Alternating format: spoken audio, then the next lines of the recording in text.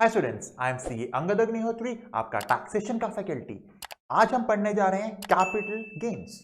देखो, ये हमको पता है इनकम टैक्स में इनकम अर्न करने के होते हैं 5 heads: salaries, house property, PGBP, capital gain and other sources.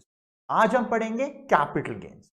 और हाँ, ये तो हमको पता ही है, कैपिटल गेन्स जब हम पढ़ेंगे तो हम इनकम टैक्स की सेक्शन सीरीज की बात करूंगा, तो वो है 45 से लेके 55। यानी इनकम टैक्स एक्ट 1961 के सेक्शन नंबर 45 से स्टार्ट होता है कैपिटल गेन्स और खत्म होता है सेक्शन नंबर 55 पे। और हमको यह भी पता है हर हेड का पहला सेक्शन होता है चार्जिंग सेक्शन, जो बताता है कुछ कंडीशंस, और जो भी इनकम हम अर्न करते हैं अगर किसी भी हेड की चार्जिंग सेक्शन ने उस इनकम को हिट कर दी तो हमारी इनकम टैक्सेबल हो जाती है उस पर्टिकुलर हेड के अंदर। जैसे सैलरी का चार्जिंग सेक्शन सेक्शन 15 कहता है अगर एक एम्प्लॉयर से एम्प्लॉय को कोई इनकम आती है तो उसको हम सैलरीज में टैक्सेबल करते हैं, ये सेक्शन 15 ने कहा था।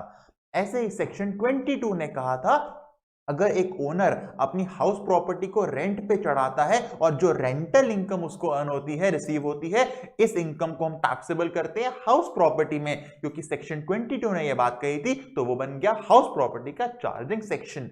ऐसे ही कैपिटल गेन्स का चार्जिंग सेक्शन है 45 सबसेक्शन 1। पता है क्या बोलता है 45 सबसेक्शन 1?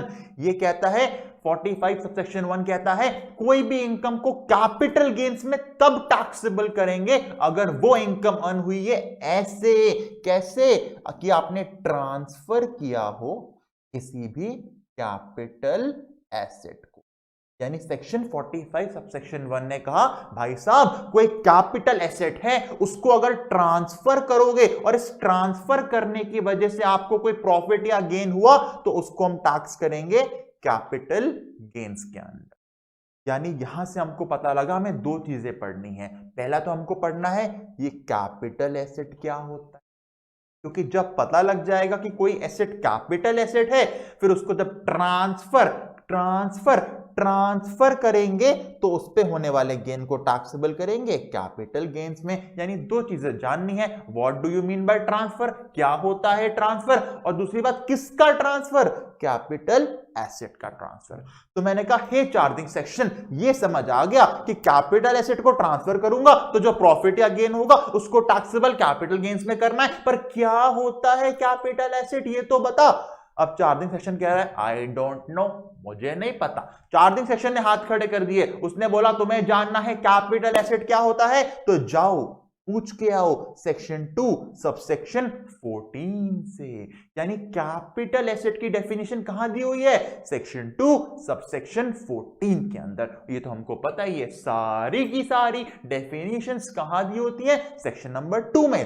तो सेक्शन 2 क्लॉज 14 के अंदर है कैपिटल एसेट की डेफिनेशन। तो देखो जर्नी स्टार्ट हो गई है। चार्जिंग सेक्शन 45 सबसेक्शन 1 ने कहां भेज दिया, 2 क्लॉज 14 के पास की जाओ पूछ के आओ what do you mean by capital asset. तो मैंने कहा ओके 2 क्लॉज 14 तू बता दे भाई क्या होता है कैपिटल एसेट की डेफिनेशन। तो उसने बोला capital asset means property of any kind, कोई भी प्रॉपर्टी हो। मैंने कहा कोई भी, कह रहा है कोई भी, कह रहा है भले ही वेदर और नॉट बिजनेस से उसका कोई कनेक्शन हो या ना हो, मतलब कोई भी प्रॉपर्टी हो मेरे पास, अब वो मेरा कोई बिजनेस है या मेरा बिजनेस नहीं है, ये मेरी प्रॉपर्टी मेरे बिजनेस से कनेक्शन में है या नहीं है, मेरी हर property, every property is a capital asset. मैंने कहा भाई साहब अगर हर एसेट ही कैपिटल एसेट है तो डेफिनेशन क्यों दी, लॉजिकल बात है ना, अगर हर एसेट कैपिटल एसेट है तो डेफिनेशन क्यों दे रहे हो, क्योंकि अभी कुछ एक्सेप्शंस आएंगे। अभी क्या किया, हर चीज को डाल दिया डेफिनेशन के अंदर। समझो ये एक बॉक्स है, बॉक्स में सब कुछ कैपिटल एसेट है, अब कुछ चीजों को बाहर निकालूंगा जो कैपिटल एसेट नहीं है। यानी पहले क्या बोला, सबको बना दो कैपिटल एसेट, फिर हम बाहर निकालना शुरू करेंगे, ये भी नहीं है, ये भी नहीं है, ये भी नहीं है। ठीक है, जैसे बोल रहा है वैसे पढ़ लेते भाई। अभी तक क्या बोला, property of any kind, okay. अगला एनी सिक्योरिटीज, सिक्योरिटी का मतलब क्या होता है, share, debenture, bonds. Any securities वो भी किसी भी तरह की हो, कोई भी शेयर, कोई भी डिबेंचर, कोई भी बॉन्ड। जो किसके पास हो, एक फॉरेन इंस्टीट्यूशनल इन्वेस्टर के पास हो, FII के पास हो। सर FII क्या होता है? देखो इंडिया में कितनी कंपनीज हैं, बहुत सारी कंपनीज हैं, हम किसी की भी शेयर ले सकते हैं। हाँ, एक डीमैट अकाउंट खोल लो, किसी कंपनी के शेयर खरीद लो, रिलायंस के खरीद लो, टाटा खरीद लो, इन्फोसिस खरीद लो। पर सोचो कोई बंदा अमेरिका में बैठा है, कोई ऑस्ट्रेलिया में बैठा है, कोई इंग्लैंड में बैठा है, क्या वो वहां बैठे बैठे रिलायंस के शेयर खरीद सकता है? वहां बैठे बैठे इन्फोसिस के शेयर खरीद सकता है? Answer is no. ऐसे कोई भी फॉरेनर, कोई भी बंदा बाहर बैठे बैठे यहां के शेयर नहीं खरीद सकता। गवर्नमेंट नोटिफाई करती है कौन खरीद सकता है, कौन नहीं खरीद सकता, और जिनको गवर्नमेंट नोटिफाई करती है उनमें से कुछ फॉरेन कंपनीज को या कुछ फॉरेन म्यूचुअल फंड्स को कहा जाता है FII, फॉरेन इंस्टीट्यूशनल इन्वेस्टर्स। हमारे लिए इतना ही रेलिवेंट है ये टर्म, जिसकी डेफिनेशन नहीं पढ़नी हमको, इतना ही रेलिवेंट है कि फॉरेन इंस्टीट्यूशनल इन्वेस्टर कौन होता है? ऐसे कोई फॉरेन कंपनी या ऐसे कोई म्यूचुअल फंड्स होते हैं जिनको इंडियन गवर्नमेंट ने बोला है कि तुम FII यानी फॉरेन इंस्टीट्यूशनल इन्वेस्टर हो। ओके, तो अभी तक हमने जब पूछा कैपिटल एसेट से तुम्हारी डेफिनेशन क्या है भाई साहब, 2 क्लॉज 14 ने बोला, पहले क्या बोला? कैपिटल एसेट मतलब property of any kind, business से कनेक्शन हो या ना हो, एनी काइंड, कोई भी प्रॉपर्टी कैपिटल एसेट है। साथ ही साथ क्या बोला? अगर कोई फॉरेन इंस्टीट्यूशनल इन्वेस्टर है, उसने भी अगर कोई इंडिया की सिक्योरिटी होल्ड की हुई है, यानी इंडिया का कोई शेयर, इंडिया का कोई डिबेंचर, इंडिया कोई बॉन्ड होल्ड करा है, वो भी क्या है? कैपिटल एसेट है। ओके सर एक बात तो बताओ। मैंने कहा हाँ सर, अगर यहां पे एनी काइंड बोल दिया था, बोला था सारी की सारी प्रॉपर्टी कैपिटल एसेट है, तो अलग से क्यों दिया? बताता हूं अलग से क्यों दिया। देखो पहले आगे चलते हैं। अच्छा ये सी पॉइंट को अभी के लिए छोड़ दो, जब डिडक्शंस पढ़ाऊंगा ना 80C से 80U तब इसको लिंक करूंगा, अभी समझ नहीं आएगा तो अभी इसको हम इग्नोर करके चलेंगे। इस ग्रीन वाली चीजों को अभी इग्नोर कर दो। अभी दो ही चीज बताई, प्रॉपर्टी ऑफ एनी काइंड, दूसरा सिक्योरिटी हेल्ड बाय FII। और FII कौन होता है? ऐसा कोई फॉरेन कंपनी, ऐसा कोई म्यूचुअल फंड जिसे इंडियन गवर्नमेंट बोलती है कि आज से तुम क्या हो? FII हो। इसको भी के लिए इग्नोर कर दो, इग्नोर कर दो, काटना मत, इग्नोर कर दो, बाद में बढ़ेंगे। ओके अब आते हैं नीचे। बट डज नॉट इंक्लूड, कहा था ना पहले सब कुछ बोल रहे हैं कैपिटल एसेट है, अब निकालेंगे तू भी नहीं है एसेट, तू भी नहीं है कैपिटल एसेट, तू भी नहीं है कैपिटल एसेट। अब हम बाहर करना शुरू कर रहे हैं चीजों को, अभी तक सब भर लिया, अब बाहर करेंगे। किसे बाहर किया? स्टॉक इन ट्रेड को, स्टॉक इन ट्रेड। और लॉजिकल बात है यार, स्टॉक क्या होता है? आपके बिजनेस का stock, raw material, semi finished goods, finished goods, कुछ भी हो, अगर कोई चीज आपका स्टॉक है, स्टॉक को बेचोगे तो बिजनेस की इनकम अर्न होगी ना भाई। और कोई इनकम अगर बिजनेस PGBP में टैक्सेबल हो गई तो दोबारा थोड़ी कैपिटल गेन में लेके आओगे। एक चीज पे एक ही बार तो इनकम पे टैक्स पे करोगे। यानी कि एग्जांपल लेते हैं, मैं अगर गोल्ड, सोना, गोल्ड बेचता हूं, मेरा गोल्ड का कोई बिजनेस नहीं है, मैंने चेन पहनी हुई थी, ऐसे ही मन भर गया जाके बेच दी, गोल्ड की चेन बेची, कौन सा गेन हुआ? कैपिटल गेन हुआ। क्योंकि अभी आपको थोड़ी देर में बताऊंगा गोल्ड मींस कैपिटल एसेट, थोड़ी देर में बताऊंगा आपको मैं भी। पर सोचो एक ज्वेलर जो सोना बेचता है दुकान खोल के, वो भी तो गोल्ड बेच रहा है, उसके लिए गोल्ड क्या है? स्टॉक इन ट्रेड है। तो जब वो ज्वेलर गोल्ड बेच रहा होगा उसकी कौन सी इनकम है? PGBP, बिजनेस एंड प्रोफेशन की इनकम है। क्योंकि यही गोल्ड जो मैंने चेन पहनी हुई थी मेरे लिए क्या था? Capital asset. वही चेन उसके लिए क्या है? स्टॉक है। उसका तो काम ही वही है। यानी एक एसेट हो सकता है एक बंदे के लिए स्टॉक हो, एक बंदे के लिए कैपिटल एसेट हो, बिल्कुल पॉसिबल है। ऐसे ही अगर मैं घर खरीदता हूं, घर मेरे लिए क्या है? कैपिटल एसेट है। पर एक प्रॉपर्टी डीलर के लिए घर क्या है? उसका स्टॉक है। यानी ऐसे कंफ्यूज मत होना कि एक ही एसेट, कभी स्टॉक कभी बिजनेस, कभी स्टॉक कभी कैपिटल एसेट। क्यों? बिल्कुल पॉसिबल है। ये डिपेंड करेगा जिसके पास ओनरशिप है उस एसेट की, उस बंदे के पास ओनरशिप किस फॉर्म में है। अगर उसके पास ओनरशिप एज स्टॉक है तो उसको बेच के वो कमाएगा PGBP। अगर उस बंदे के पास उस एसेट की ownership as a capital asset है, उसको बेच के वो कमाएगा कैपिटल गेन्स। समझ आ रहा है? तो डेफिनेशन पे वापस आता हूं। 2 क्लॉज 14 ने बोला capital asset means property of any kind, कोई भी प्रॉपर्टी हो। साथ ही साथ क्या बोला? कोई सिक्योरिटी अगर किसी FII के पास है वो भी क्या है? Capital asset. अब बताओ क्या नहीं है कैपिटल एसेट? अगर आपके कोई भी एसेट में से कोई स्टॉक इन ट्रेड है तो वो नहीं है कैपिटल एसेट, क्योंकि आपका अगर कोई स्टॉक है तो उसको बेच के आप कमाओगे PGBP, profits and gains of business और प्रोफेशन। तो उस स्टॉक को बेचने से अगर पीजीबीपी अर्न कर रहे हो तो उससे कैपिटल गेन नहीं हो सकता, तो आपका स्टॉक आपका कैपिटल एसेट नहीं है। समझ आया? ओके, आगे चलते हैं। Personal effects. What is personal effects? ऐसे मूवेबल प्रॉपर्टी जो अपने पर्सनल यूज के लिए यूज करते हो आप। पर्सनल इफेक्ट्स का मतलब ऐसी मूवेबल प्रॉपर्टी जो पर्सनल यूज के लिए यूज करते हो आप। एग्जाम्पल के लिए ये पेन, क्या ये पेन मूवेबल है? बिल्कुल मूवेबल है। इमूवेबल तो लैंड और बिल्डिंग होती है भाई, लैंड बिल्डिंग के अलावा सब क्या है? मूवेबल।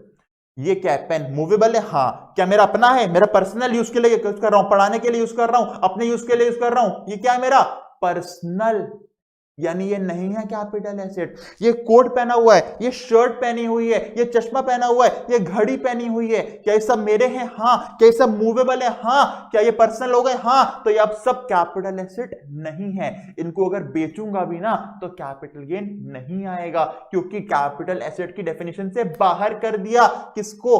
Personal effects. और पता है इसे बाहर करने का लॉजिक भी है। बताओ क्या लॉजिक है? सोच सकते हो? सर ये पेन है, अगर 100 रुपए का मैंने खरीदा होगा, कल को जाके बेचूंगा ना, कम ही पैसे मिलेंगे, 100 से ऊपर तो कभी नहीं मिलेंगे।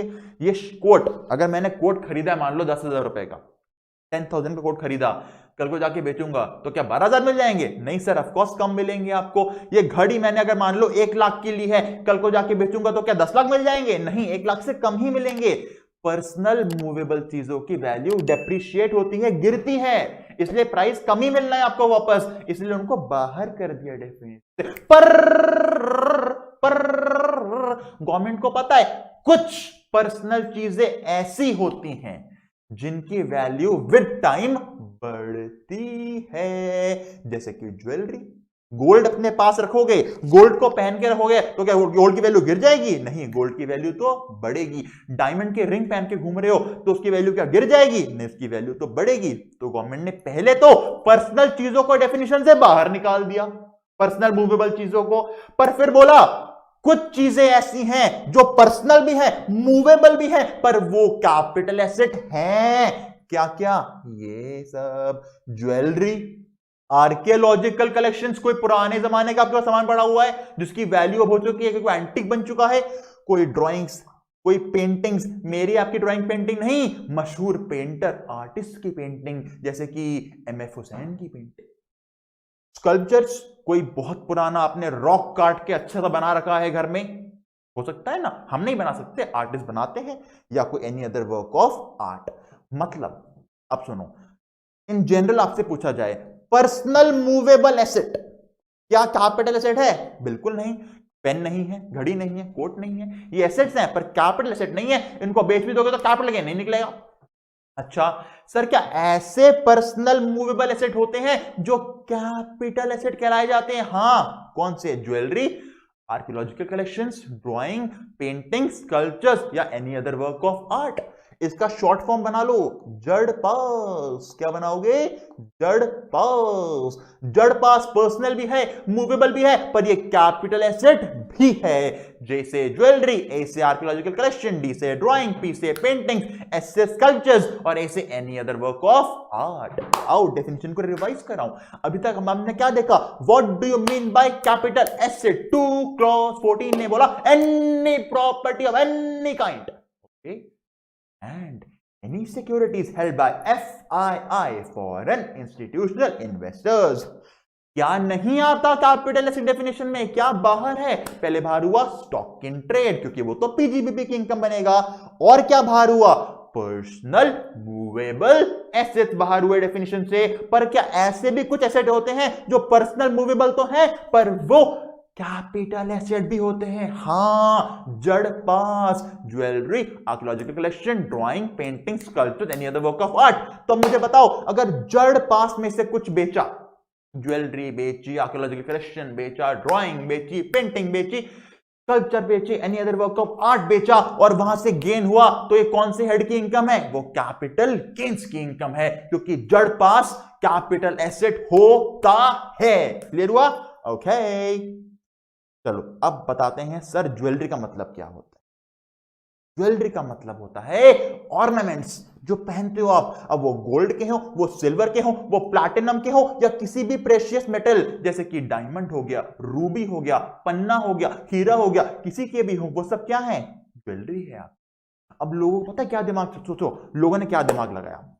लोगों ने सोचा यार अगर हम गोल्ड की चेन पहनते हैं, वो ज्वेलरी है, उसको कभी जाके बेचूंगा तो जो गेन होगा वो कैपिटल गेन में टैक्सेबल हो जाएगा। एक मजे की बात बताऊं, मजे की बात सुनो, पहले ज्वेलरी को एक मिनट के लिए बाहर करो।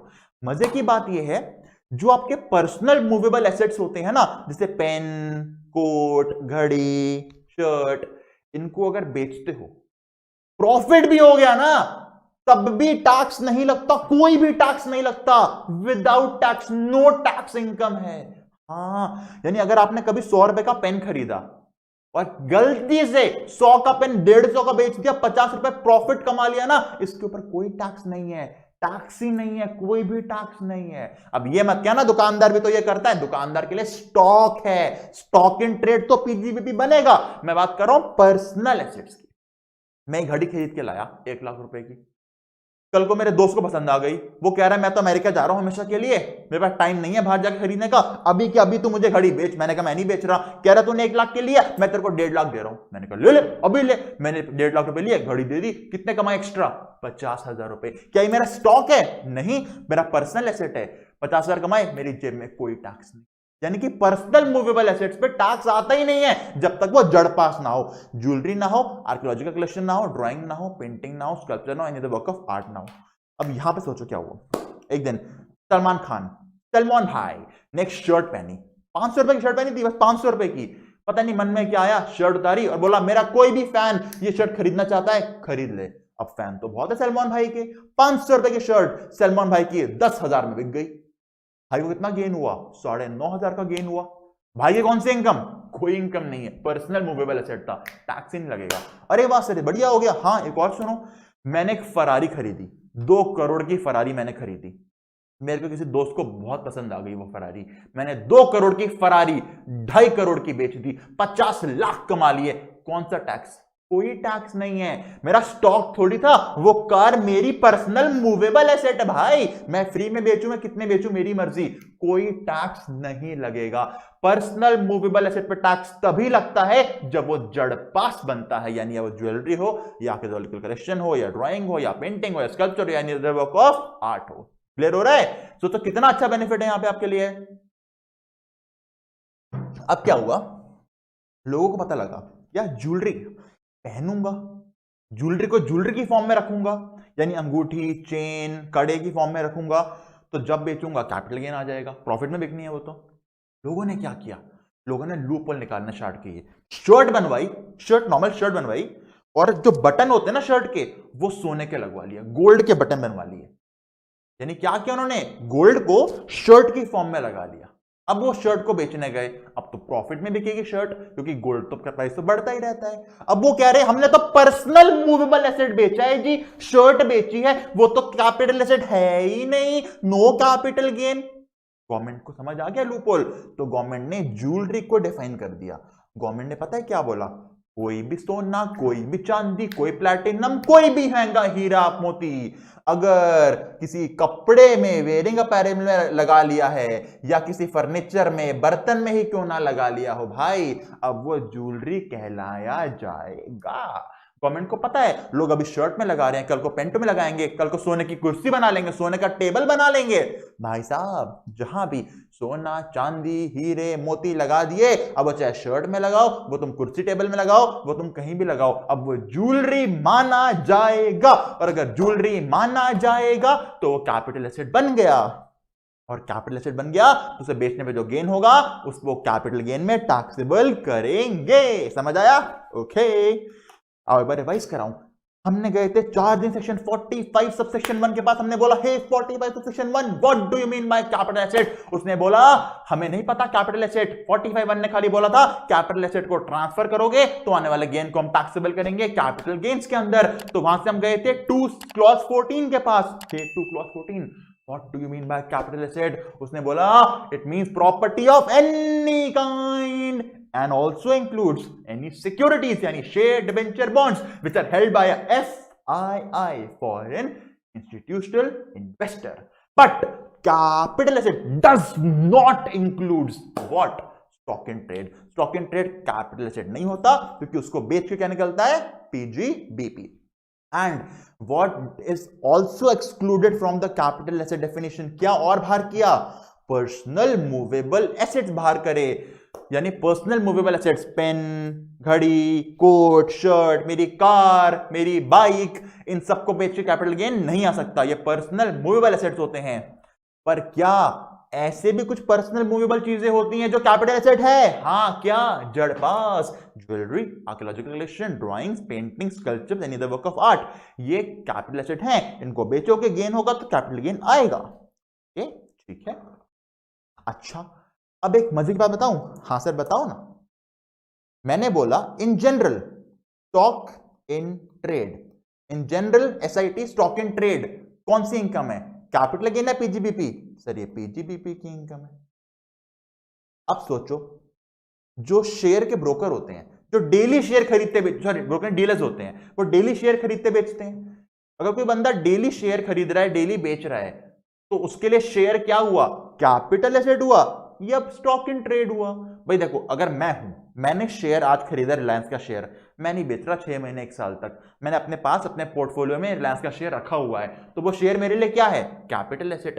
पर सोचो, एक बंदा डीलर है, वो दिन में 10 बार शेयर खरीदता बेचता है. यार सुबह खरीदा रिलायंस का शेयर 80, मान लो 1500 रुपए का, 1 घंटे में शेयर बढ़ के 1550 हो गया, बेच दिया. फिर शेयर कम प्राइस में आया, फिर खरीद लिया, फिर बेच दिया. तो उस बंदे के लिए, डीलर के लिए, वो शेयर क्या हो गया? स्टॉक इन ट्रेड हो गया. ये आपको बता चुका हूं. एक ही एसेट एक बंदे के लिए स्टॉक हो सकता है, एक बंदे के लिए कैपिटल एसेट हो सकता है. तो सोचो, अगर कोई डीलर है, वो दिन में 10 बार शेयर खरीदता बेचता है, उसके लिए शेयर क्या हो गए? स्टॉक इन ट्रेड हो गया भाई साहब. तो उसकी कौन सी इनकम होगी उसको बेच के? पीजीबीपी की इनकम होगी. तो अब क्या हुआ? सोचो, ये इंडिया मान लो, ये क्या है? ये मेरा इंडिया, ये मेरा India, foreign institutional investor. Government ने बोला कोई वहां पे फॉरेन कंपनी या फॉरेन म्यूचुअल फंड क्या है? एफआईआई है. गवर्नमेंट नोटिफाई कर दिया. इस एफआईआई ने क्या किया? इसने इंडिया में कोई शेयर खरीदा, मान लो रिलायंस का शेयर खरीदा, ठीक है, और ये एफआईआई डीलर है. क्या है? डीलर है. ये दिन में 10 बार खरीद के 10 बार बेच रही है शेयर को. तो एफआईआई के लिए ये रिलायंस का शेयर क्या हो गया? स्टॉक इन ट्रेड हो गया. तो हमारे हिसाब से एफआईआई के, एफआईआई है कोई फॉरेन की कंपनी, इंडिया में एक ही शेयर को डेली खरीद बेच रही है, तो उसके लिए एफआईआई के लिए वो इनकम कौन सी होनी चाहिए? स्टॉक इन ट्रेड की इनकम, पीजीबीपी होना चाहिए, है ना. पर हो क्या रहा है, अगर कोई फॉरेन कंपनी इंडिया में आके बिजनेस करती है ना, तो उनके ऊपर लग जाता है 40% का टैक्स. ये आपको बताऊंगा बात इंटरनेशनल टैक्सेशन के अंदर, कि अगर कोई फॉरेन कंपनी इंडिया में बिजनेस की इनकम करती है तो उन पे लग जाता है 40% का टैक्स. तो उन्होंने बोला हम नहीं कर रहे इंडिया में आके काम, इतना टैक्स दे रहा भाई, मैं नहीं कर रहा टैक्स. और आगे जाके आपको बताऊंगा कैपिटल गेन पे जो टैक्स लगता है शेयर्स के ऊपर, शॉर्ट टर्म होगा तो लगेगा 15% का, लॉन्ग टर्म होगा तो लगेगा टैक्स 12% का. Sir short term long term क्या होता है बाद में, बस ये बताना चाहता हूं. शेयर डिवेंचर वगैरह पे कैपिटल गेन दो हिसाब से लगता है, या तो 15% या 20% के हिसाब से. और बिजनेस इनकम पे कितना टैक्स है? 40% का टैक्स. तो एफआईआई क्या चाहता होगा कि भाई मैं एसेट को as a capital asset hold करूं ताकि कम टैक्स लगे. क्योंकि सोचो, एफआईआई अगर कोई शेयर रख के बैठ गया अपने पास, नहीं बेच रहा 5-6 महीने साल तक, तो या तो वो 15% के हिसाब से टैक्स पे करेगा या वो 10% के हिसाब से टैक्स पे करेगा. पर वही एफआईआई अगर डीलर है शेयर्स का, डेली खरीदता बेचता है, तो उसके लिए बिजनेस इनकम है, क्योंकि वो शेयर्स का स्टॉक है, तो उसके ऊपर टैक्स लग रहा है 40% का. पर वो चाहता है मैं डेली खरीदूं बेचूं, वो क्यों इन्वेस्ट करके बैठ जाए कितने टाइम तक. तो गवर्नमेंट ने सिर्फ और सिर्फ एफआईआई के लिए लॉ बनाया है एक. क्या? सिर्फ एफआईआई के लिए बोला है, हे एफआईआई तुम फॉरेन के बंदे हो, तुम डॉलर पाउंड लेके आओ इंडिया में इन्वेस्ट करो, हम तुम्हारी हर इनकम को बोलेंगे कैपिटल गेन्स की इनकम. पता है क्यों? क्योंकि बोला गया है, ध्यान से सुनना क्या बोला गया है, अगर एक एफआईआई, अगर एक फॉरेन इंस्टीट्यूशनल इन्वेस्टर इंडिया में कोई सिक्योरिटी हेल्ड करता है, शेयर डिबेंचर या बॉन्ड लेता है, अब वो चाहे उसको स्टॉक माने या उसको कैपिटल एसेट माने, मतलब एक एफआईआई शेयर डेली खरीदे बेचे या रख के साल बाद 6 महीने बाद बेचे, एफआईआई के लिए हर सिक्योरिटी कहलाई जाएगी कैपिटल एसेट, ताकि उस पर कम टैक्स बने, या तो 15% लगे या 10% लगे। इसी वजह से यहां पे बोला गया है, जो स्टॉक इन ट्रेड को बाहर किया था ना, उसमें क्या बोला था, other than securities refer to in clause B, यानी ये वाली।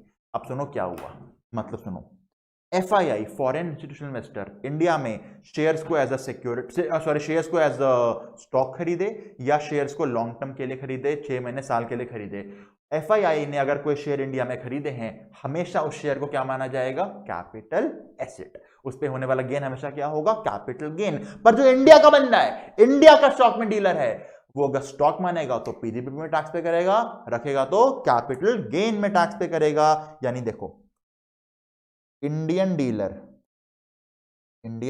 डीलर अगर शेयर्स को स्टॉक मानता है तो कौन सी इनकम अर्न कर रहा है, पीजीबीपी। और अगर कोई डीलर नहीं है, कोई नॉर्मल बंदा है, मेरी तरह आपकी तरह, जो नॉर्मल इन्वेस्टर है, जो लॉन्ग टर्म के लिए शेयर्स को रखना चाहता है, इंडियन इन्वेस्टर जो कह रहा है मैं शेयर खरीदूंगा पर मैं लॉन्ग टर्म के लिए रखना चाहता हूं, या शॉर्ट टर्म के लिए मतलब 2 दिन के लिए रखना चाहता हूं, 1 हफ्ते के लिए रखना चाहता हूं, साल के लिए रखना चाहता हूं, मैं डेली खरीदता बेचता नहीं हूं, मैं तो इन्वेस्ट करके रखता हूं पैसे, तो उसके लिए वो कैपिटल एसेट है और उस पर होने वाला गेन क्या बनेगा, कैपिटल गेन्स। पर अगर कोई एफआईआई है, फॉरेन इंस्टीट्यूशनल इन्वेस्टर है, वो शेयर को चाहे स्टॉक में रखे या वो शेयर को कैपिटल एसेट बोल के रखे, उसके लिए तो दोनों ही क्या कहलाए जाएंगे, कैपिटल एसेट। यानी अगर एफआईआई ने कोई शेयर डिवेंचर बॉन्ड खरीद लिया इंडिया में, अब वो चाहे स्टॉक बोले या वो कैपिटल एसेट बोले, इनकम टैक्स की डेफिनेशन में दोनों ही बार से क्या बोला जाएगा, कैपिटल एसेट। होने वाला गेन कहां जाएगा, कैपिटल गेन में जाएगा। और लॉजिक क्या है, अगर स्टॉक बोल देंगे इसको तो बिजनेस इनकम बन जाएगा, जिसमें उसका 40% टैक्स लग जाएगा, फिर वो इंडिया में आएगा ही नहीं बिजनेस करने के लिए। तो गवर्नमेंट ने बोला भाई साहब तुम स्टॉक बोलो या कैपिटल एसेट, जो बोलना है बोलो। हमने लिख दिया एक्ट के अंदर, एफआईआई अगर इंडिया में शेयर डिवेंचर बॉन्ड खरीदता है, हम हमेशा क्या मानेंगे, उसको कैपिटल एसेट मानेंगे। तू चाहे डेली खरीद के बेच, तू रख के बेच, हमें मतलब नहीं है। एफआईआई ने अगर शेयर डिवेंचर बॉन्ड खरीदे, इनकम टैक्स डेफिनेशन में से कहला जाएगा कैपिटल एसेट, होने वाला गेन क्या बनेगा, कैपिटल गेन से। समझ आया? ओके, देख लो कितना डीप में जा रहा हूं डेफिनेशन के साथ। डीप में इसलिए जा रहा हूं कि आपके लॉजिक्स क्लियर हो जाएं। प्रैक्टिकल लाइफ में इतना पैसा है ना, इस चीज के अंदर इतना पैसा है, हद नहीं है। लोगों को समझ ही नहीं आता क्या है कैपिटल एसेट क्या नहीं है। आपको समझ आएगा, अभी तो बेस क्रिएट कर रहा हूं। देखो कहते हैं ना, जितनी स्ट्रॉन्ग फाउंडेशन हो उतनी अच्छी बिल्डिंग बनती है, इसीलिए एक एक पॉइंट को डिग करके आपको दे रहा हूं। तो जितनी स्ट्रॉन्ग आपकी बनेगी फाउंडेशन, उतना ही स्ट्रॉन्ग आपका बनेगा पूरा बिल्डिंग, पूरा चैप्टर, पूरा इनकम टैक्स एक्ट, उतने तगड़े कमाओगे पैसे। चलो वापस आते डेफिनेशन पे। What do you mean by capital asset? Mean property of any kind and share debenture bond यानी सिक्योरिटी हेल्ड बाय एफआईआई। क्या नहीं होता है capital asset? Sir stock in trade नहीं होता कैपिटल एसेट, पर एक स्टॉक इन ट्रेड होता है कैपिटल एसेट। कौन सा? एफआईआई के द्वारा रखे गए सिक्योरिटीज। ओके, और क्या नहीं होता capital asset? Personal movable property नहीं होती कैपिटल एसेट। क्या कुछ एक्सेप्शन है? क्या कोई पर्सनल मूवेबल प्रॉपर्टी है कैपिटल एसेट? हाँ, कौन सी? जड़पास, jewellery, archaeological collection, drawings, painting, sculpture, any other work of art, ये हैं कैपिटल एसेट्स। ओके सर, मैंने कपड़ों में ज्वेलरी लगा दी, मैंने बर्तन में ज्वेलरी लगा दी, मैंने फर्नीचर में ज्वेलरी लगा दी। अब ये क्या है? ये पर्सनल मूवेबल है, ज्वेलरी है? ये ज्वेलरी है। इनको बेचोगे तो क्या निकलेगा? Capital gains. ओके चलो, टीवी, कार, मोबाइल वगैरह बेचो तो क्या होगा? कोई कैपिटल गेन नहीं होगा, क्योंकि ये क्या है? Personal movable assets. पर ज्वेलरी, ड्राइंग, पेंटिंग बेची तो क्या हो जाएगा? कैपिटल गेन आ जाएगा, क्योंकि ये क्या है? Capital assets. ऐसे ही मैंने सोने के बर्तन, चांदी के बार, चांदी के सिक्के, इनको बेचा तो ये क्या है? ये भी ज्वेलरी है, इस पे भी आएगा कैपिटल गेन्स। पर एक सुनो एक्सेप्शन, बहुत इंपॉर्टेंट एक्सेप्शन है। इंडिया में ना जब शादी होती है तो ब्राइड के पेरेंट्स, लड़की के पेरेंट्स नॉर्मली गिफ्ट करते हैं चांदी के बर्तन, सिल्वर के यूटेंसिल्स। हमारे घरों में चांदी के बर्तन में पूजा भी होती है, ये इंडिया का ट्रेडिशन है। चांदी के बर्तन में लोग खाना भी खाते हैं। जब कभी आपके घर में बड़े अच्छे हाई फाई गेस्ट आते हैं तो हम उनको चांदी के बर्तन में खाना खिलाते हैं। तो यहां पे गवर्नमेंट को भी लगा यार बात तो ठीक है, इंडिया में चांदी के बर्तन यूज करना एक ट्रेडिशन है, और अगर ट्रेडिशन है तो ट्रेडिशन के ऊपर हम टैक्स नहीं लगाएंगे। तो गवर्नमेंट ने एक एक्सेप्शन और दिया, चांदी के बर्तन, सिल्वर यूटेंसिल्स को ज्वेलरी से बाहर कर दिया। Silver utensils are not jewellery in terms of income tax act, यानी कि सिल्वर यूटेंसिल्स पे टैक्स नहीं लगेगा। आपने मान लो 10,000 रुपए के चांदी के बर्तन खरीदे, उनको आपने कुछ टाइम बाद बेच दिया 12,000 रुपए का, चांदी के बर्तन बेच के प्रॉफिट हुआ, कैपिटल गेन नहीं है, क्योंकि चांदी के बर्तन, सिल्वर यूटेंसिल्स को ज्वेलरी की डेफिनेशन से बाहर कर दिया। पर सोने के बर्तन ज्वेलरी हैं, सिर्फ और सिर्फ चांदी के बर्तन, सिल्वर यूटेंसिल्स को बाहर किया डेफिनेशन से, याद रहेगा। ओके, वापस आते हैं डेफिनेशन। ज्वेलरी में क्या क्या आता है? ज्वेलरी हर फॉर्म में हो, ऑर्नामेंट फॉर्म में हो, कपड़ों में लगाओ, फर्नीचर में लगाओ, वो ज्वेलरी है, कैपिटल एसेट है, बेस से कैपिटल गेन आएगा। पर चांदी के बर्तन ज्वेलरी नहीं है, नहीं है, नहीं है, उनको बेच के कैपिटल गेन नहीं आएगा, नहीं आएगा, नहीं आएगा। पर सोने के बर्तन कैपिटल एसेट हैं, बेच के कैपिटल गेन आएगा।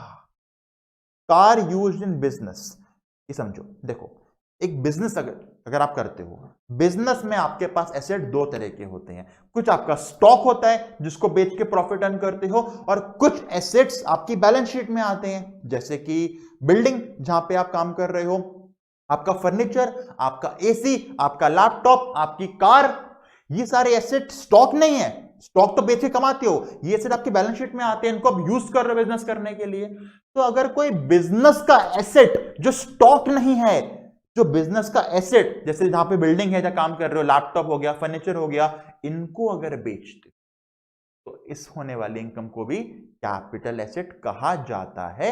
इसका लॉजिक अभी समझ नहीं आएगा, वो आएगा in the chapter PGBP.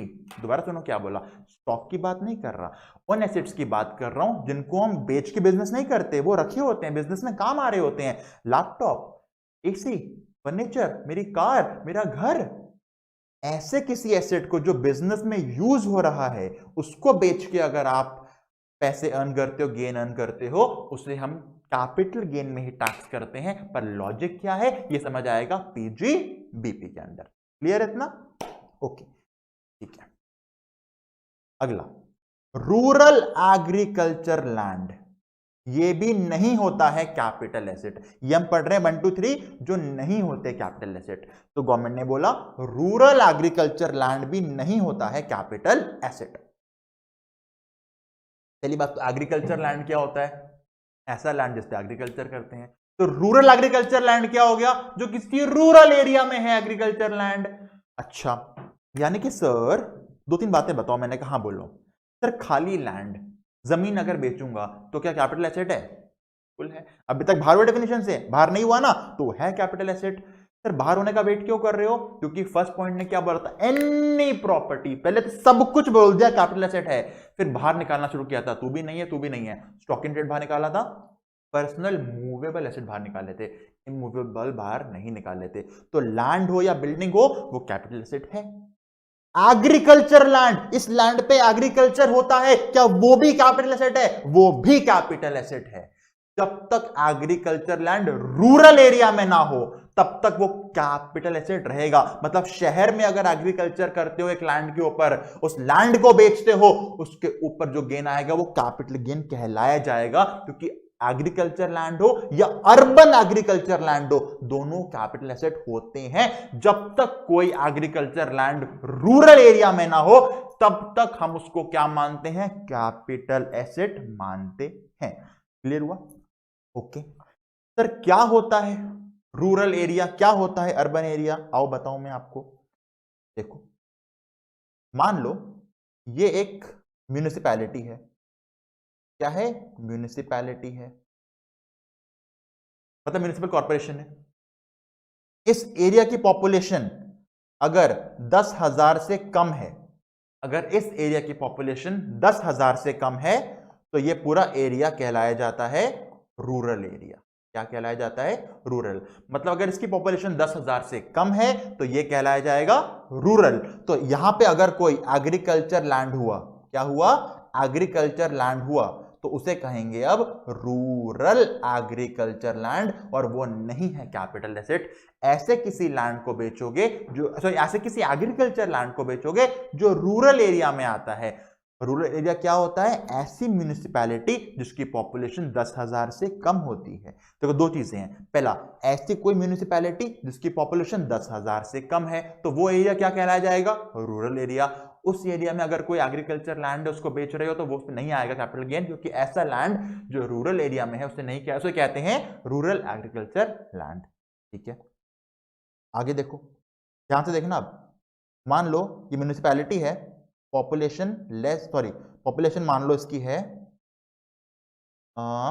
More than 10,000 पर अप टू 1 लाख। हाँ, क्या बोला मैंने? 10,000 से ऊपर पॉपुलेशन है पर 1 लाख से कम है, तो क्या होगा? तो सर ये एरिया हो गया अर्बन एरिया। ये पूरा एरिया क्या हो गया? Urban area.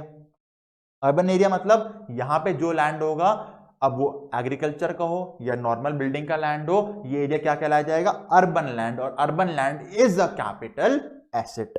ठीक है, अच्छा, पर अगर किसी एरिया की पॉपुलेशन 10,000 से ज्यादा है, 1 लाख तक है, तो ये तो है अर्बन एरिया।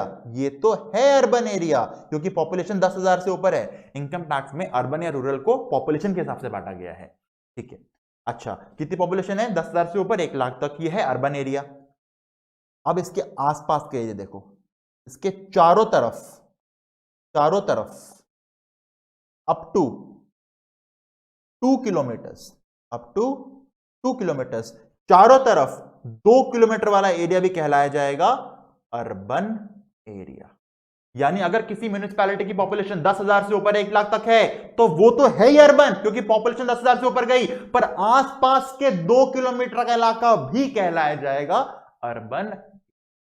समझ आया? ठीक है, अच्छा, अब सर अगर कोई एरिया हो, उसकी पॉपुलेशन 1 लाख से भी ऊपर हो पर 10 लाख तक हो, तो ये तो है अर्बन एरिया। ये तो है, 10,000 पॉपुलेशन होते बन जाएगा अर्बन एरिया। इसकी तो 1 लाख से ऊपर है, 10 लाख तक है, तो ये तो है अर्बन। तो आसपास का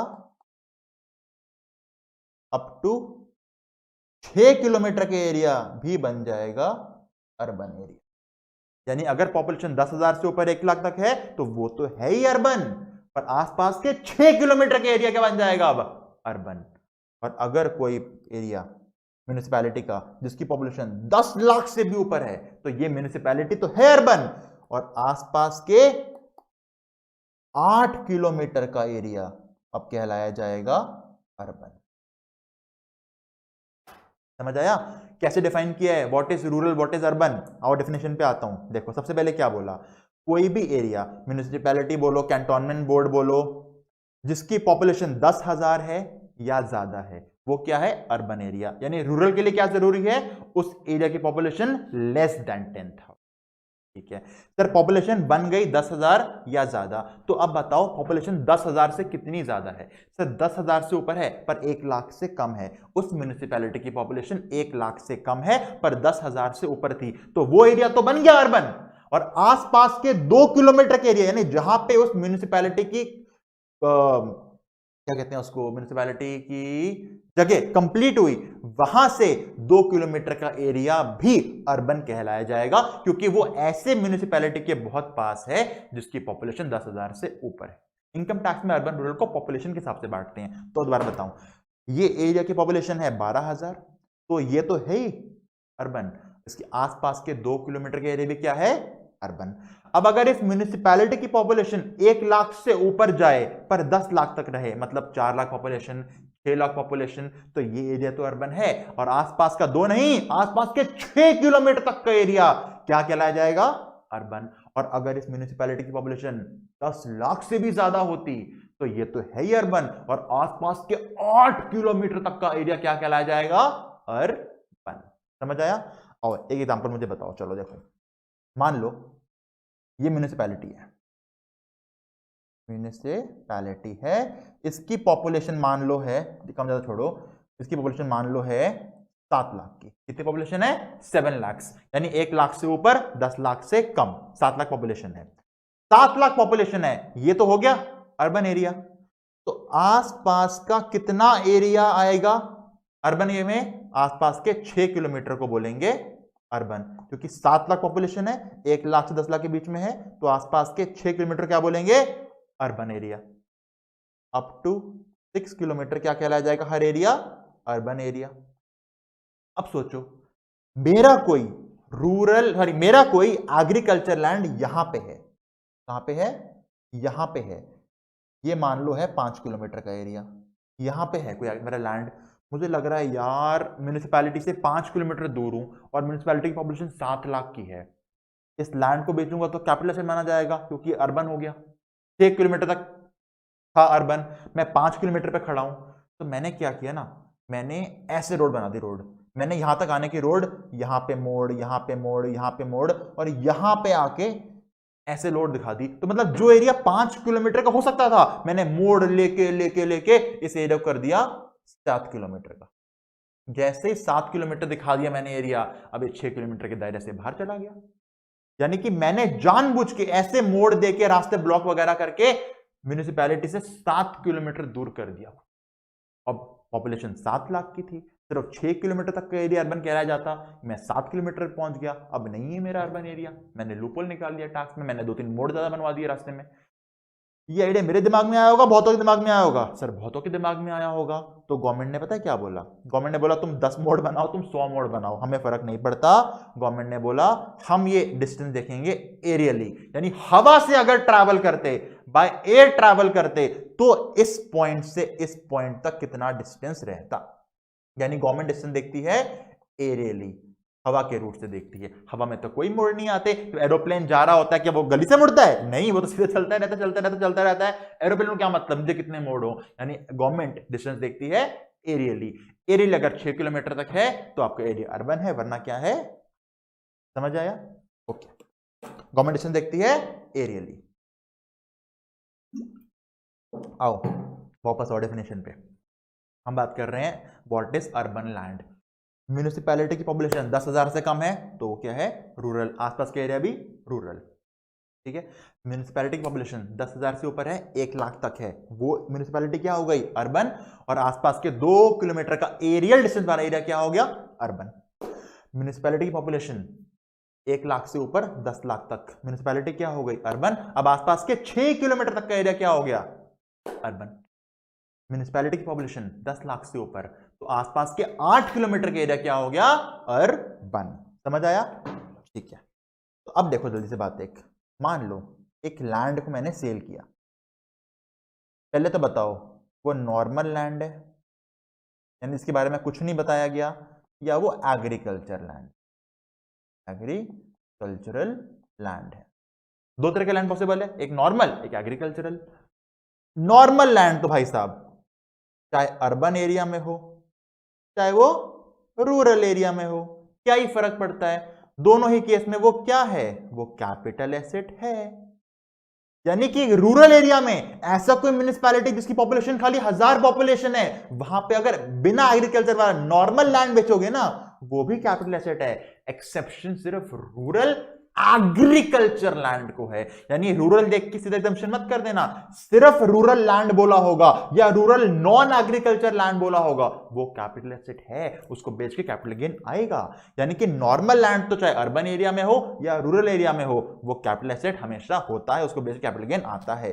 एग्रीकल्चर लैंड हो सकता है 2 जगह पे, या तो अर्बन जगह पे होगा या रूरल जगह पे होगा। अर्बन जगह पे है तो क्या होगा?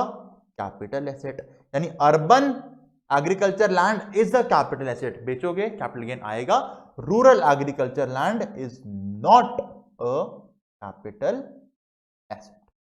क्लियर हो गया इतना? ठीक है, ओके, वापस आता हूं definition. What do you mean by capital asset? Any property of any kind includes shared debenture bond, यानी सिक्योरिटी हेल्ड बाय एफआईआई। अब एफआईआई सिक्योरिटी को चाहे रॉ मटेरियल बोले, स्टॉक बोले, सॉरी एफआईआई सिक्योरिटी को चाहे स्टॉक बोले या कुछ बोले, हम क्या मानेंगे उसको? Capital asset. अच्छा, क्या नहीं है कैपिटल एसेट, क्या बाहर है कैपिटल एसेट डेफिनेशन से, किसको बेच के नहीं आएगा कैपिटल गेन? पहला, नॉर्मल स्टॉक इन ट्रेड। ऐसा कौन सा stock in trade capital asset है? एफआईआई द्वारा हेल्ड करी सिक्योरिटीज। और क्या नहीं है capital asset? Personal movable asset, shirt, pant, laptop, coat, घड़ी नहीं है कैपिटल एसेट। मेरी कार नहीं है कैपिटल एसेट, मेरा पर्सनल मूवेबल है वो। कौन से मूवेबल एसेट पर्सनल होने के बाद भी कैपिटल एसेट कहलाए जाते हैं? आंसर इज जड़बास, jewellery, architecture, drawing, painting, sculpture, any other work of art. Okay, बर्तन में, पेन में, लैपटॉप में, मोबाइल फोन में ज्वेलरी लगा दिया, वो क्या है? अब वो ज्वेलरी है। एक्सेप्शन है, हाँ, चांदी के बर्तन, सिल्वर यूटेंसिल्स ज्वेलरी नहीं है, कैपिटल एसेट नहीं है, बेच के कैपिटल गेन नहीं आएगा। पर सोने के बर्तन कैपिटल एसेट है। ओके, और क्या नहीं है capital asset? Rural agriculture land नहीं है कैपिटल एसेट। समझ आया? ओके, आगे चलते हैं।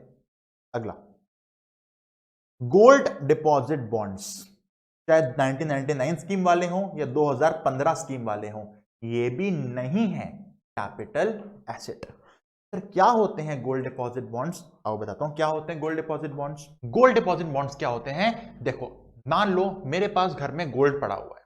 हम लोग क्या करते हैं नॉर्मली, गोल्ड को हम रख देते हैं लॉकर्स के अंदर, सालों साल पड़ा रहता है। साल में एक कोई फंक्शन हो, 2 फंक्शन हो, किसी की शादी हो तो निकालते हैं लॉकर से, पहन के चले जाते हैं। तो गवर्नमेंट ने सोचा यार क्यों ना एक स्कीम निकालें, लोगों को बोले अपना गोल्ड लॉकर से बाहर निकालो, आपकी इन्वेस्टमेंट है ना, आप बाहर निकालो, अपना गोल्ड लो, जाके गवर्नमेंट को दो। एसबीआई के कुछ बैंक्स होते हैं जो ये काम करते हैं, वो क्या करते हैं, हम अपना गोल्ड लॉकर से निकालते हैं, बैंक को जाके देते हैं, बैंक उसका वेट करता है, क्वालिटी चेक करता है और हमको उसके पैसे नहीं देता, एक बॉन्ड इशू कर देता है, जिसे कहते हैं गोल्ड मॉनेटाइजेशन स्कीम के बॉन्ड्स। सेंट्रल गवर्नमेंट की स्कीम होती है। एसबीआई ने हमको हमारे गोल्ड की वैल्यू के अकॉर्डिंग आज की डेट में हमें एक बॉन्ड इशू कर दिया कि आपके गोल्ड की वैल्यू इतनी है। अब एसबीआई उनको मेल्ट करेगा, आगे कहीं इन्वेस्ट करेगा पैसों को, वो उनकी हेडेक है। हमारा काम क्या है, हमने गोल्ड दिया, बदले में बॉन्ड लेके आ गए, मान लो 5 साल के बॉन्ड्स हैं, तो अब हर 5 साल तक मुझे इसके ऊपर मिलेगा इंटरेस्ट। जो इंटरेस्ट मुझे मिलेगा इस पे, पहली बात तो गवर्नमेंट ने स्कीम को पॉपुलर करने के लिए बोला, जो आपको इंटरेस्ट मिलेगा, आपकी इनकम होगी ना, ये अदर सोर्स की इनकम होती है, ये एग्जेम्प्ट है, यानी इसके ऊपर कोई टैक्स नहीं आएगा। अरे वाह, गोल्ड बॉन्ड्स के ऊपर तो इंटरेस्ट आएगा, उस पर टैक्स ही नहीं है, बहुत बढ़िया। साथ ही साथ क्या बोला, ये बॉन्ड्स हैं, आपको नहीं रखने 5 साल तक, मत रखो, कल को जाके आप किसी को बॉन्ड बेच दो 2 साल के बाद, बोलो भाई साहब इतने के बॉन्ड्स हैं, कल को एसबीआई को वापस करोगे, आपको गोल्ड के पैसे मिल जाएंगे। ये बॉन्ड्स को मैं किसी को बॉन्ड बेच रहा हूं, मतलब क्या हो रहा है समझो, मैं बैंक के पास गया, अपना गोल्ड दिया, बॉन्ड लेके आ गया। एग्जांपल के लिए मान लो 5 लाख का मेरा गोल्ड था, मैंने गवर्नमेंट बैंक को 5 लाख का गोल्ड दिया, उन्होंने 5 लाख का मुझे बॉन्ड दे दिया कि आपके पास 5 लाख का गोल्ड आपने बैंक को दिया हुआ है। 2 साल बाद क्या हुआ, मुझे जरूरत पड़ी पैसों की, मैंने एक दोस्त के पास गया, मैंने बोला भाई ये 5 लाख का बॉन्ड है, एसबीआई ने मुझे दिया हुआ है, तो एक काम करे बॉन्ड तू खरीद ले, मुझे पैसे दे दे अभी, जब 5 साल पूरे हो जाएंगे तो जाना बैंक के पास, बॉन्ड वापस करके या तो पैसे ले आयो या अपना गोल्ड वापस ले आयो। ठीक है, मैंने ये 5 लाख का बॉन्ड उस टाइम 2 साल बाद 6 लाख की वैल्यू चल रही थी, मैंने 6 लाख में उसको बेच दिया, मुझे 1 लाख का फायदा हुआ, कोई कैपिटल गेन नहीं, क्योंकि गोल्ड डिपॉजिट बॉन्ड्स को कैपिटल एसेट से बाहर किया हुआ है। यही अगर मैं अपना गोल्ड बेचता तो कैपिटल गेन आता, गवर्नमेंट टैक्स चार्ज करती मुझसे, पर ये बॉन्ड्स बेच रहा हूं तो कैपिटल गेन नहीं आएगा, क्योंकि गोल्ड डिपॉजिट बॉन्ड्स जो स्कीम के होते हैं उनको कैपिटल एसेट डेफिनेशन से बाहर करा है। ये गवर्नमेंट प्रमोट कर रही है गोल्ड डिपॉजिट बॉन्ड्स को, गवर्नमेंट चाहती है कि भाई साहब लॉकर से बाहर निकालो गोल्ड, हमको दो, तुम उसका फायदा उठाओ। गवर्नमेंट को फायदा क्या है, पैसे मिल रहे हैं, गोल्ड बेच के पैसे कमाएगी गवर्नमेंट। समझ आया फर्क आपको? यानी अगर एक्स्ट्रा गोल्ड पड़ा है लॉकर में, जाके गोल्ड डिपॉजिट के बॉन्ड्स खरीद लो, फायदा क्या है, कल को जाके ज्वेलरी बेचते टैक्स आ जाता, बॉन्ड बेचो कोई टैक्स नहीं है तो गोल्ड ही। समझ आ गया? ओके, ये थे आपके gold deposit bonds.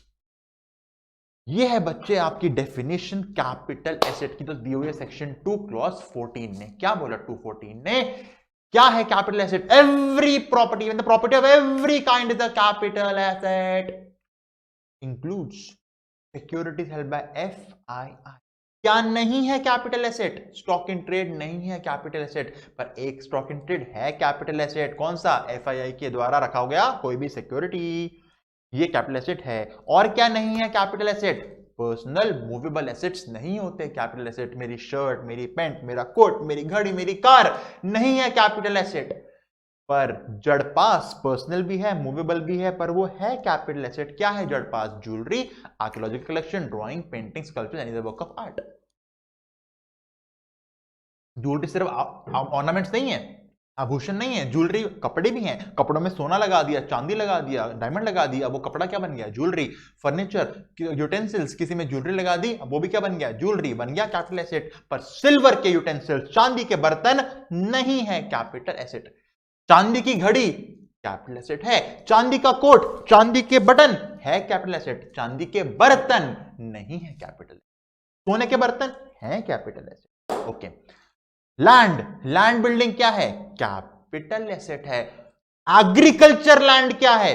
Capital asset है। रूरल एग्रीकल्चर लैंड नहीं है कैपिटल एसेट। क्या है रूरल एग्रीकल्चर लैंड? ऐसी कोई म्यूनिसिपैलिटी जिसकी पॉपुलेशन 10,000 से कम है, वो है रूरल एग्रीकल्चर, वो है रूरल एरिया। म्यूनिसिपैलिटी की पॉपुलेशन 10,000 से ऊपर 1 लाख तक, वो तो है ही अर्बन एरिया। आसपास के 2 किलोमीटर का एरियल एरिया भी क्या है? अर्बन। अगर म्यूनिसिपैलिटी की पॉपुलेशन 1 लाख से ऊपर 10 लाख तक, तो वो तो है ही अर्बन एरिया। आसपास के 6 किलोमीटर के एरिया भी क्या है? Urban area. कोई म्यूनिसिपैलिटी की पॉपुलेशन 10 लाख से ऊपर, वो तो है ही अर्बन। आसपास के 8 किलोमीटर के एरिया भी क्या हो गया? Urban area. ऐसे कहीं एरिया में अगर लैंड पे एग्रीकल्चर ही क्यों ना कर रहे हो, उसे क्या कहोगे? अर्बन एग्रीकल्चर लैंड, रूरल नहीं है। तो इस पे जो अगर बेचोगे तो कैपिटल गेन आएगा। और क्या बाहर किया कैपिटल एसेट डेफिनेशन से? वो है gold deposit points. Clear? Okay, ठीक है जी। अब काम करते हैं, एक क्वेश्चन सॉल्व करते हैं जल्दी से। ओके सर, क्वेश्चन सॉल्व कराओ सर। क्वेश्चन कहां है? Question question oh hey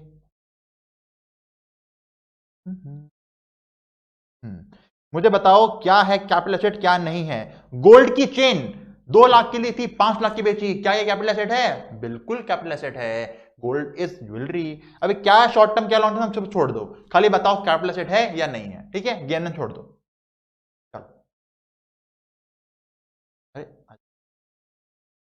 house, घर, क्या घर कैपिटल एसेट है? बिल्कुल है।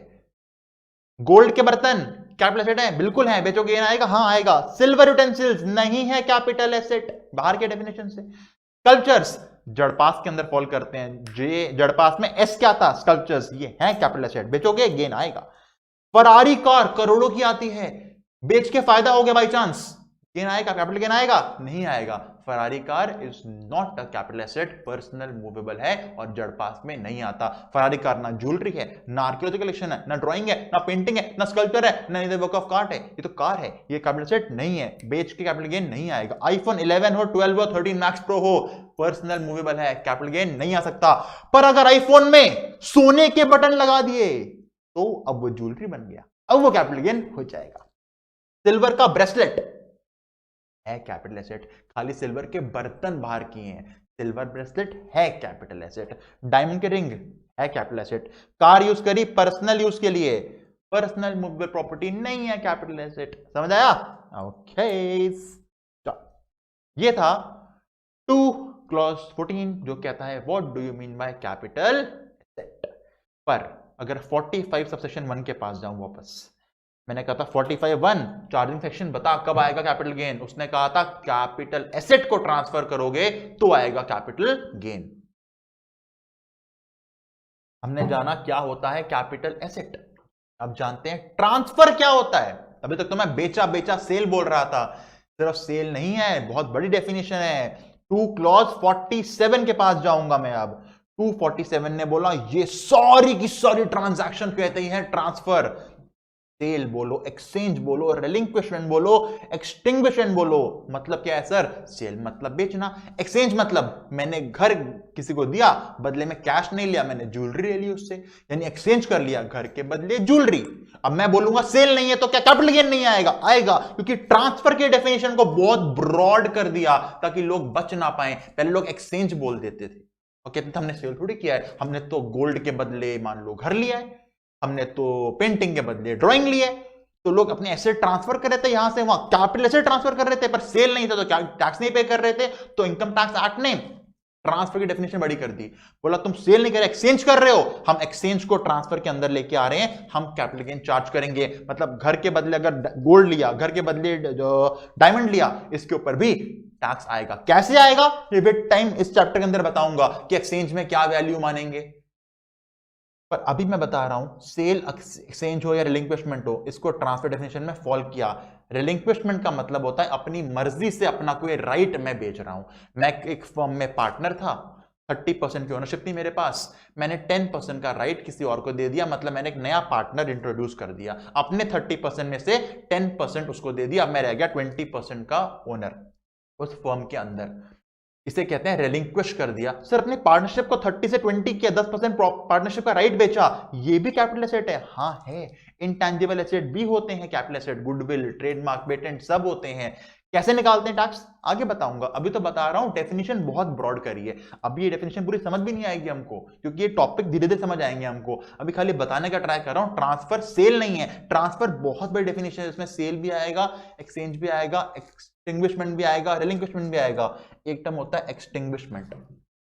मेरे को एक कंपनी ने प्रेफरेंस शेयर दिए थे जो कि रिडीमेबल थे।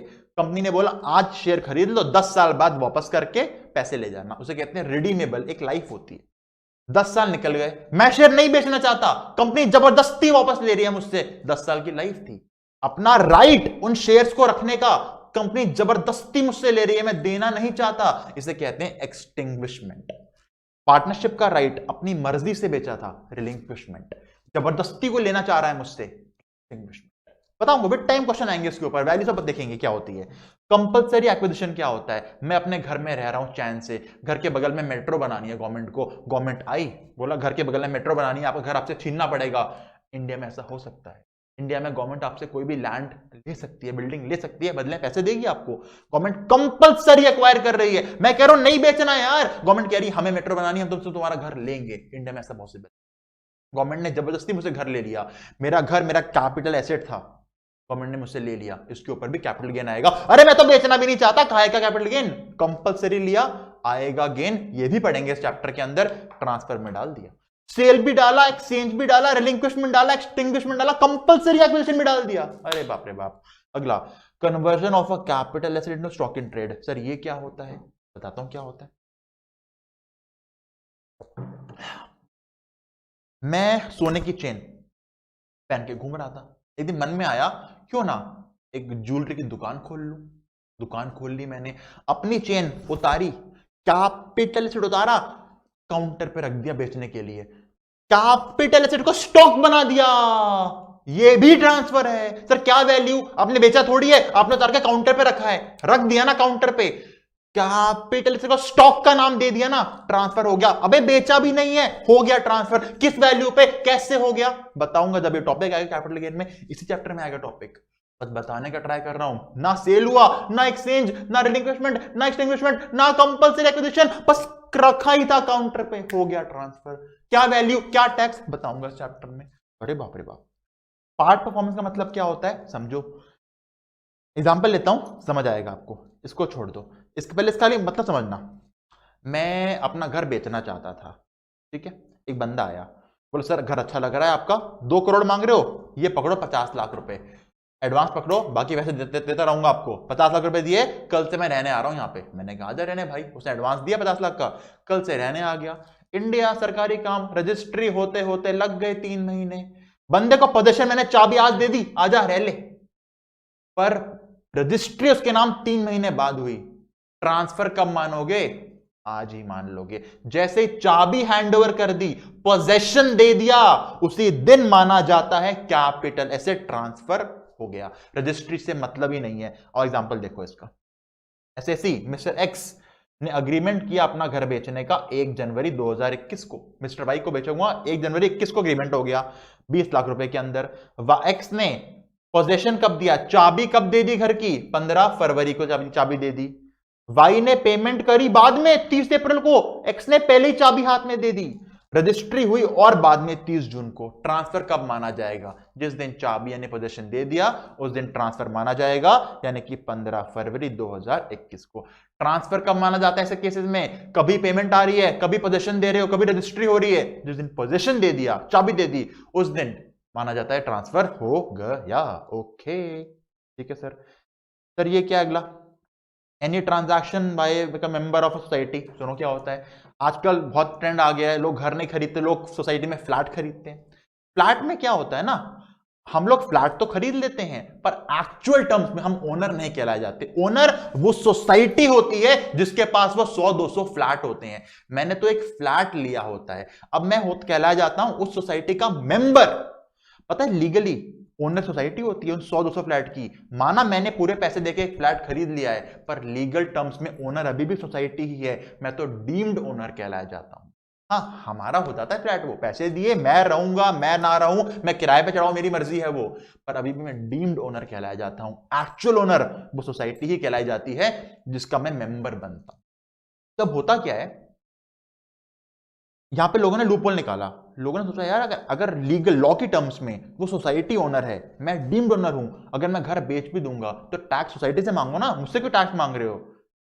लिख दिया गया। यहां बोला नहीं भाई साहब, हमें पता है बस लॉ की लैंग्वेज में आप डीम्ड ओनर हो तो आप एक्चुअल ओनर। आपने करोड़ों रुपए देके फ्लैट खरीदा है, पागल हो क्या, ओनर नहीं हो तो फ्लैट को खरीदा है आप लोगों ने। गवर्नमेंट ने बोला अगर सोसाइटी हो या कोऑपरेटिव सोसाइटी हो, माना हुआ एक्चुअल ओनर है, माना तुम डीम्ड ओनर लॉ की टर्म्स में, अगर तुमने कोई फ्लैट खरीद लिया ना भाई, अब तुम कहलाए जाओगे ओनर। उस फ्लैट को बेचोगे तो तुम्हारी इनकम बनेगी कैपिटल गेन की। हम उससे क्यों तंग करें सोसाइटी को, सिर्फ लॉ की लैंग्वेज में एक्चुअल ओनर है। सोसाइटी के जिसने फ्लैट खरीद लिया वो बन गया owner in terms of capital assets. Last होता है जीरो कूपन बॉन्ड, अभी के लिए छोड़ दो, जब टॉपिक आएगा तब बताऊंगा। ये थी ट्रांसफर की डेफिनेशन। ट्रांसफर मतलब सिर्फ सेल नहीं है, transfer include sale, transfer, exchange, extinguishment, relinquishment, compulsory acquisition, और क्या था, सोसाइटी का फ्लैट, और पोजीशन देते ही हो गया ट्रांसफर। समझ आया? ओके ये था हमारा आज का टॉपिक जिसमें हमने सीखा सिर्फ 3 सेक्शन। 45 सबसेक्शन 1 चार्जिंग सेक्शन, उसने क्या बोला, कैपिटल एसेट को ट्रांसफर करोगे तो आएगा आपके ऊपर कैपिटल गेन्स। कैपिटल एसेट क्या होता है, 2 क्लॉज 14 के पास गया, उसने बताया होता है property of any kind includes securities held by FII. कौन होता है एफआईआई, गवर्नमेंट नोटिफाई करती है किसी फॉरेन कंपनी को या फॉरेन म्यूचुअल फंड को, वो बनता है एफआईआई। ओके क्या नहीं है capital asset, stock in trade नहीं है कैपिटल एसेट। कौन सा स्टॉक इन ट्रेड है कैपिटल एसेट, ऐसे कोई शेयर डिवेंचर बॉन्ड यानी सिक्योरिटी जो एक एफआईआई रख के पास रख के बैठा हुआ है, उसे कहेंगे हमेशा कैपिटल एसेट। और क्या नहीं है capital asset, personal movable property नहीं है कैपिटल एसेट। शर्ट नहीं है, कोट नहीं है, कार नहीं है, एसी नहीं है, फर्नीचर नहीं है, ये सारे नहीं है कैपिटल एसेट, क्योंकि पर्सनल मूवेबल एसेट है, ये नहीं है कैपिटल एसेट। पर अगर कोई कार, कोई फर्नीचर, कोई एसी, कोई लैपटॉप बिजनेस में यूज कर रहा हूं तो ये है कैपिटल एसेट। लॉजिक बताऊंगा पीजीपीपी में। अच्छा पर्सनल मूवेबल एसेट, कोई बिजनेस नहीं है, पर्सनल यूज करता हूं, ये घड़ी, ये कोट, ये शर्ट, क्या ये है कैपिटल एसेट, नहीं है। एक्सेप्शन है हाँ, जड़पास, ज्वेलरी है capital asset, archaeological collection, drawing, painting, sculpture, any other work of art, जड़पास है कैपिटल एसेट। ओके घड़ी नहीं है कैपिटल एसेट, घड़ी में गोल्ड लगा दिया, डायमंड लगा दिया, सिल्वर लगा दिया, ये बन गए कैपिटल एसेट, बेचूंगा तो आएगा कैपिटल गेन। ओके सर ठीक है। ज्वेलरी का एक्सेप्शन हाँ, चांदी के बर्तन, सिल्वर के यूटेंसिल्स नहीं होते कैपिटल एसेट्स, पर गोल्ड के बर्तन होते हैं कैपिटल एसेट्स। चांदी की रिंग होती है कैपिटल एसेट, खाली चांदी के बर्तन बाहर करें क्योंकि ट्रेडिशन है इंडिया में। ओके फिर रूरल एग्रीकल्चर लैंड नहीं है कैपिटल एसेट। रूरल लैंड दो तरह का हो सकता है, agriculture, non agriculture. Non agriculture तो हमेशा कैपिटल एसेट रहेगा, rural agriculture land capital asset नहीं होता। और एक बात और सुन लो, इंडिया में होना चाहिए एसेट, इंडिया के बाहर कुछ भी हो, एग्रीकल्चर हो, नॉन एग्रीकल्चर हो, इंडिया के बाहर कुछ भी हो, एग्रीकल्चर हो, नॉन एग्रीकल्चर हो, हमेशा लैंड कैपिटल एसेट रहेगा। गवर्नमेंट कहां कहां जाके चेक करेगी एरिया है रूरल है नहीं है। गवर्नमेंट ने बोला इंडिया के बाहर आउटसाइड इंडिया कोई भी लैंड हो हम हमेशा मानेंगे कैपिटल एसेट है, वो अर्बन हो रूरल हो एग्रीकल्चर हो कुछ भी हो, हमेशा क्या मानेंगे कैपिटल एसेट है। और लास्ट तक गोल्ड डिपॉजिट बॉन्ड्स ये भी नहीं होते कैपिटल एसेट्स। फिर हमने देखी ट्रांसफर की डेफिनेशन। ट्रांसफर मतलब सिर्फ सेल नहीं होता, transfer mean sale, exchange, relinquishment, extinguishment, compulsory acquisition, conversion किया स्टॉक एंड ट्रेड में, ये सब क्या है, ये सब ट्रांसफर के मीन्स हैं। अब ये समझ नहीं आया होगा तो विद टाइम समझ आएगा, तो इनके क्वेश्चन सॉल्व कराऊंगा। ठीक है, ये थी आपकी अच्छी क्लास। इस क्लास को बच्चे समझ आ गया हो या नहीं आया हो 2 बार देखो, क्योंकि ये बेस है capital gains. Base foundation strong करनी बहुत जरूरी है। इसको 2 बार देखो, जो पॉइंट्स बताए इन्हें नोट करो, जो डायग्राम बनाए थे गंदे गंदे राइटिंग में उनको अच्छी राइटिंग में कॉपी में नोट करो, क्योंकि आपके लिए जरूरी है। फाउंडेशन स्ट्रॉन्ग करना जरूरी है। और सिर्फ एग्जाम के लिए नहीं, रियल लाइफ में कैपिटल गेन इतने पैसे कमा के देगा ना बच्चे। हमें जो एक डेफिनेशन करने में इतना टाइम लग गया, जो हमको भी आधी समझ आई है, हो सकता है पूरी समझ आ गई हो, एक लेमैन को, आम आदमी को कहां समझ आती होगी। तो वो ये एडवाइस लेने आता है हमारे पास, सर क्या है कैपिटल एसेट, क्या है कैपिटल गेन, हम तब बताने के उससे पैसे चार्ज करते हैं, और बहुत बड़े पैसे चार्ज होते हैं, क्योंकि कैपिटल गेन एक बड़ा टैक्स है। ठीक है, अच्छे से पढ़ो, 2 बार देखो, 3 बार देखो क्लास को यार, फाउंडेशन स्ट्रॉन्ग करो। हम ऐसे करते करते बहुत अच्छे मार्क्स लेके आएंगे इस टॉपिक में, पूरे एक्ट में अच्छे मार्क्स लेके आएंगे, और रियल लाइफ में भी नॉलेज को यूज करके बहुत पैसे कमाएंगे। ठीक है, चलो अब मिलते हैं अगली क्लास में, तब तक टाटा।